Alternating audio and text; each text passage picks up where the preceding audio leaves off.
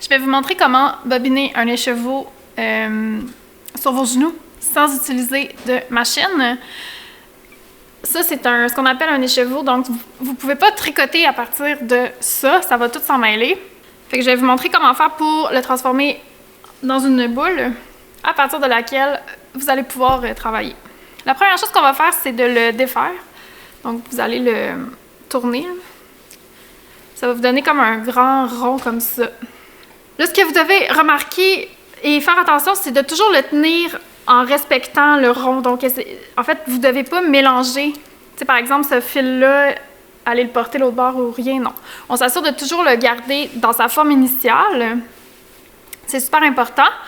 Et ça va varier là, sur chaque type d'écheveau, mais vous avez toujours des genres de petits fils comme ça qui vont retenir l'écheveau. Comme ça ici. Des fois, c'est fait avec le fil de l'écheveau lui-même. Des fois, c'est d'autres fils. Donc, juste comme un petit bout de fil qui est autour. Pas grave. Si c'est juste un bout de fil, vous avez juste à le couper. Si c'est des fils attachés à l'écheveau, je vais vous montrer comment faire. On va déposer l'écheveau comme ça sur nos genoux. On met une tension pour qu'ils se tiennent bien, OK? Puis là, je vais aller chercher un des morceaux comme ça qui est attaché. Là, vous voyez, j'ai des petits fils avec un nœud. Je vais défaire le nœud. Vous pouvez le couper, mais on essaye de gaspiller le moins de laine possible. Fait que je vais juste le défaire.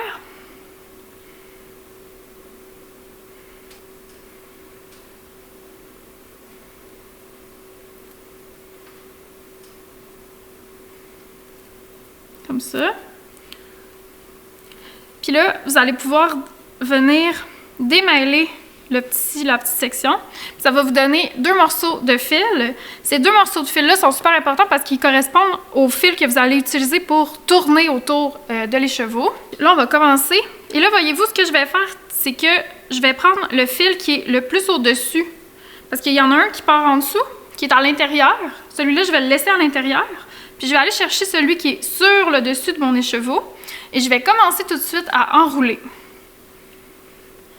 Des fois, vous allez avoir plus qu'un bloqueur. Tu sais, la petite section que je viens de défaire, des fois, il y en a 2, voire 3. Vous les défaites un à la fois en faisant bien attention de ne pas... Ça, c'est le plus important, c'est que vous ne voulez pas toucher à la forme ronde de l'écheveau. Fait que je vais commencer tranquillement à enrouler. Et un de mes trucs, c'est de rester très, très proche de l'écheveau avec la boule qu'on fait. Donc, je viens suivre comme ça, parce que si vous laissez un long fil, ça va venir créer moins de tension, fait qu'il y a plus de risques que tout se décolle et se mélange. Fait qu'on reste très très près pour créer une certaine tension sur notre laine, ce qui va assurer qu'elle ne se mélange pas. Là, restez bien concentré parce que ce qu'on veut, c'est juste de tourner comme ça autour.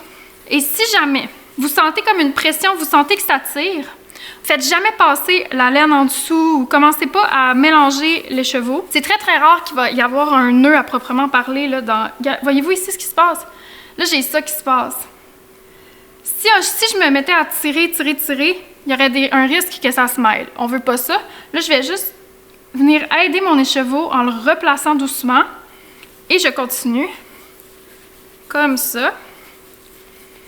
En restant toujours très très proche de l'écheveau lui-même. Pour la boule, je vous conseille de ne pas, ici ce fil-là, ne serrez pas trop parce qu'on ne veut pas que la laine soit sous tension quand elle est mise en boule. Fait qu'on essaie de faire comme juste une tension régulière. Ah, regardez, là quelque chose se passe. J'ai un fil qui s'est défait. Je viens le replacer tout de suite. Je le remets dans son angle, dans son axe, comme ça, et tout est beau. Je continue. C'est super important, comme je vous dis, que l'écheveau ne se mélange pas.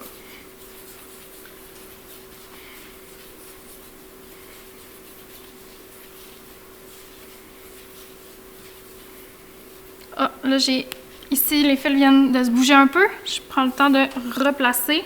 Puis comment je le sais de quel bord il va, c'est que vous voyez ici, je vois le pli qui s'en va comme ça, ici. Fait que je le sais qu'il s'en va comme ça ici. Ce fil-là, il appartient à ce côté du rond. Vous pouvez aussi utiliser 2 chaises ou les bras de quelqu'un d'autre. Sur les genoux comme ça fonctionne vraiment bien, à condition que ce soit un fil assez rustique. Donc, les écheveaux de laine plus molles, je vous conseillerais de le faire sur des chaises. Là. Tout ce qui est mohair, les fils qui sont plus susceptibles de s'en mêler, les super wash, etc. Ça, je vous conseillerais de le faire avec 2 chaises qui le retiennent. Parce qu'il y a plus de chances qu'il s'en mêle. Mais un fil rustique comme celui que je suis en train de faire ou d'autres, là, vous pouvez le faire avec ça. Avec cette méthode.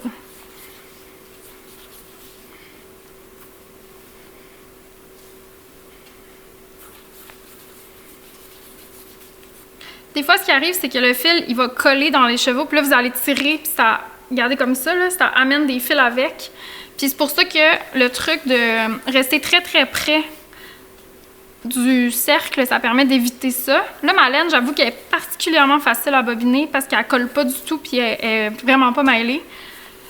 Fait que ça se fait avec beaucoup d'aisance, mais tu sais, je fais quand même attention à pas de toucher à mon cercle. Et vous pouvez aussi assurer une tension avec vos genoux pour que ça facilite ce rapport-là là, de bobinage.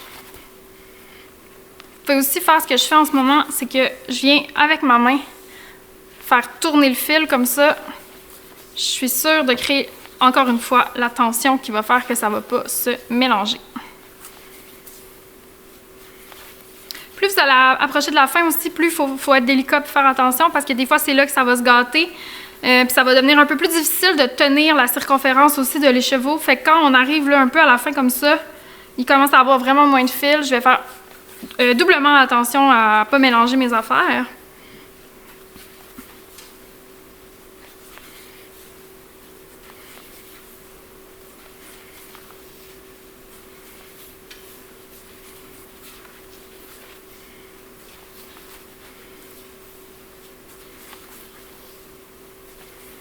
Là, il débarque un peu, je fais vraiment attention.